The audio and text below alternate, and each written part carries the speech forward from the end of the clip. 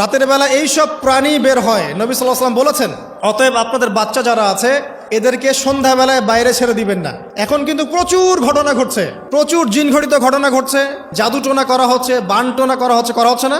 নবী সাল্লাল্লাহু আলাইহি ওয়াসাল্লাম বলেছেন, রাতের বেলা তোমরা বাচ্চাদেরকে সন্ধ্যাবেলা ছেড়ে দিও না, আগে ভালো করে সন্ধ্যাটা হয়ে যাক, যদি ছাড়তে হয় তারপর ছেড়ো। তারপর রাতের রাত যখন গভীর হবে তখন তোমরা এলোপাথালি ঘোরাফেরা করো না, রাস্তাঘাটে বনে জঙ্গলে ঘোরাফেরা করো না, কারণ এই সময় এমন কিছু মাখলুককে আল্লাহ পাক ছেড়ে দেন যাদেরকে তোমরা দেখো না। এখন সায়েন্সের যুগ তো, মানুষ মনে করে এগুলোর কোনো ভিত্তি নাই মনে হয়। কোরআন বলছে জাদু সত্য, কোরআন বলছে জাদু সত্য। কোন সূরা? সূরা বাকারা আয়াত নাম্বার 101, 101, 102 পড়ে দেখেন। ওয়াত্তাবিউ মা তাতলু শায়াতিন আলা মুলকি সুলাইমান, এই আয়াতটা পড়েন, বিশাল একটা আয়াত আছে। ওয়া মা কাফারা সুলাইমান ওয়ালাকিন্না শায়াতিন কাফারু ইউআল্লিমুনা আন-নাস সিহর। এই সিহর দিয়ে কি হতো? মা ইউফাররিকুনা বিহি বাইনাল মারই ওয়া যাওজি। সুলাইমান আলাইহিস সালামের সময় এই জাদুবিদ্যার প্রচলন ছড়িয়ে পড়ে। এই জাদু মানুষ শিখে কি করছিল? নারী পুরুষের মাঝখানে, স্বামী স্ত্রীর মাঝখানে বিভেদ সৃষ্টি করছিল। এখন দেখেন না, পরিবারের স্বামী স্ত্রীর বন্ধন ভেঙে যায় না, কেউ কাউকে দেখতে পারে না, এমন হচ্ছে না? খুব ভালো সম্পর্ক হঠাৎ করে সম্পর্ক খারাপ। এই জাদুবিদ্যা সত্য। এবং এখনকার অনেক ভণ্ড যে কবিরাজগুলো বের হয়েছে, এরা জিনকে তাবে করে নিয়ে এই জিনদের মধ্য দিয়ে মানুষের মধ্যে জাদু ছড়িয়ে দিয়েছে। এই জাদুবিদ্যা সত্য। এর ফলশ্রুতিতে বহু পরিবার ধ্বংস হয়ে যাচ্ছে, দৃশ্য অদৃশ্যের অনেক ক্ষতি আছে। এগুলো এখনকার সায়েন্স বিশ্বাস করে না। আর সায়েন্স বিশ্বাস করে না বলে যে আমরা বিশ্বাস করবো না এমনটাও নয়। এখন বিজ্ঞান যেটা প্রমাণ করতে পারে নাই, এটা কি বিজ্ঞানের ব্যর্থতা না ইসলামের ব্যর্থতা? আল্লাহ রব্বুল আলামিন এবং তার রাসূল যা বলেছেন সেটাই চূড়ান্ত সত্য। সেটা আমরা প্রমাণ করতে পারি বা না পারি, এটাকে অন্ধভাবেই বিশ্বাস করতে হবে। এটাই হচ্ছে একটা মৌলবাদী কনসেপ্ট। আর এভাবে ইসলামের মৌলিক বিষয়গুলোকে না মানলে কেউ মুসলিমই হবে না। কথা কি বুঝতে পারছেন?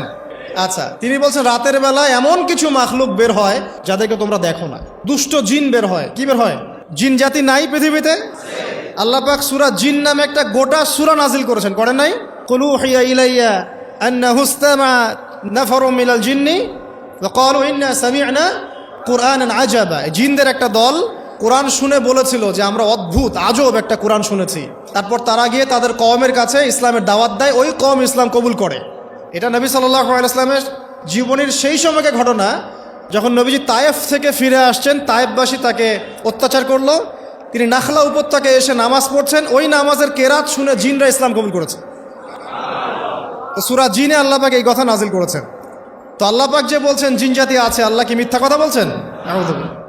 নাকি নাসা যখন বলে এলিয়েন আছে তখন ওইটা সত্য, আর আল্লাহ বলছেন জিন জাতি আছে এটা মিথ্যা? তা আমাদেরকে আবার নতুন করে মুসলমান হওয়া লাগবে এখন, না আমাদের কনসেপ্ট চেঞ্জ হয়ে গেছে আর কি। আবার দেখেন আল্লাহ পাক বলছেন সূরা জারিয়াতের 56 নম্বর আয়াতে, ওয়ামা খালাকতুল জিন্না ওয়াল ইনসা ইল্লা লিয়াবুদুন। আমি জিন আর মানুষকে শুধু আমার ইবাদত করার জন্যই সৃষ্টি করেছে। তাহলে দুটো জাতি পাওয়া গেল, জিন এবং মানুষ। জিন কিসের তৈরি?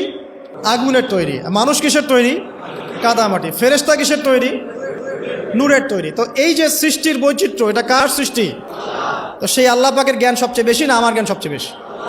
সে আল্লাহর পক্ষ থেকে যখন কোরআন এবং হাদিস নাজিল হবে, তা আমি অন্ধভাবে মানবো না, নাকি আমি আল্লাহকে চ্যালেঞ্জ করবো ইবলিসের মতো?